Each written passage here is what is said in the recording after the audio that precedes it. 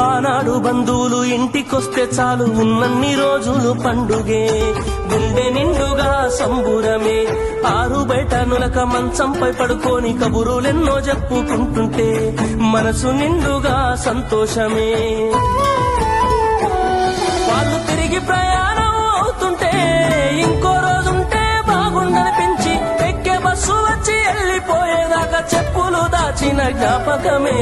బరువైన గుండెతో బాధపడేది కన్నీళ్లతోనే సాగనంపేది, బరువైన గుండెతో బాధపడేది కన్నీళ్లతోనే సాగనంపేది. ఆనాటి ప్రేమలు ఏమాయరో, బంధాలు బంధుత్వమెటువాయరా. డబ్బు బంధాలే మిగిలేనురో, మనుషులే దూరమయ్యేనురా.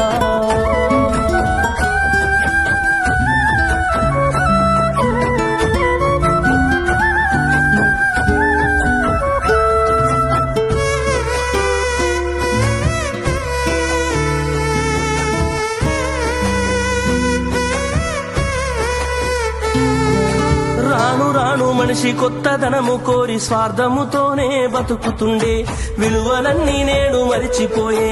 అయిన వాళ్లతో అనుబంధమంటే మొక్కుబడులుగా మారిపోయే, రక్త సంబంధాల ఉనికి మంటగలిసే. ఒకటే ఊరిలో ఉంటున్నా ఏడాదికోసారి కలుసుడాయే, ధనవంతులుగా కొంత మారిపోతే నిరుపేద బంధువుల మరిసిపోయే.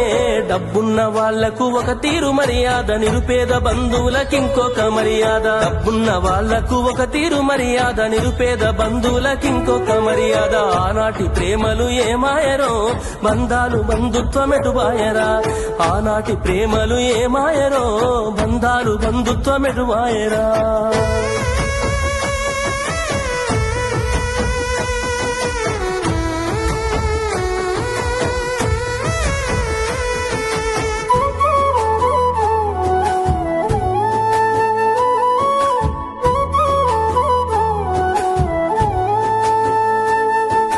రక్తం పంచుకొని ఒకటే ఇంటిలో జన్మను ఎత్తి కూడా పెరిగిన అన్నదమ్ములైన అక్క చెల్లెళ్ళైన వేడుక ఏదైనా జరిగితే తప్ప కలుసుకోవడం జరగదాయే. మనసారా మాట్లాడుకోరాయే.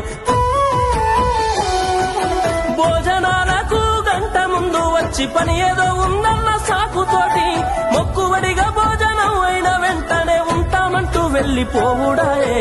కనతల్లిదండ్రులను పలకరించే తీరిక లేని సంపాదనాయే, కనతల్లిదండ్రులను పలకరించే తీరిక లేని సంపాదనాయే. ఆనాటి ప్రేమలు ఏమాయరో, బంధాలు బంధుత్వమెటువాయరా. డబ్బు బంధాలే మిగిలేనురో, మనుషులే దూరమయ్యేనురా.